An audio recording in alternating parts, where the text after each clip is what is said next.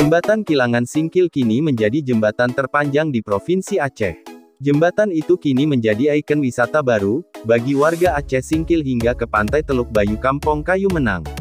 Proyek multi-years pembangunan jembatan Kilangan ini dibangun dengan skema penganggaran tahun jamak yang dimulai sejak 2014 silam. Jembatan tersebut telah memberikan spirit baru bagi masyarakat Kecamatan Kuala Baru dan masyarakat Aceh Singkil pada umumnya. Sebab, setelah selesai dibangunnya jembatan tersebut, kini akses menuju Kampong Kayu Menang sudah bisa dilintasi melalui jalur darat.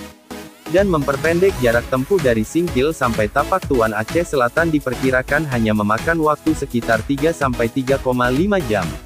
Sementara jarak tempuh dari Singkil Subulu Salam Tapak Tuan melintasi jalur utama mencapai 5,5 jam sampai 6 jam perjalanan.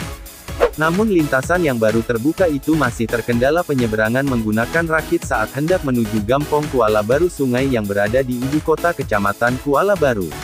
Namun jika dihitung jarak tempuh dari Singkil Kayu Menang sekitar 4 km, dan Kayu Menang Kuala Baru sekitar 3 km.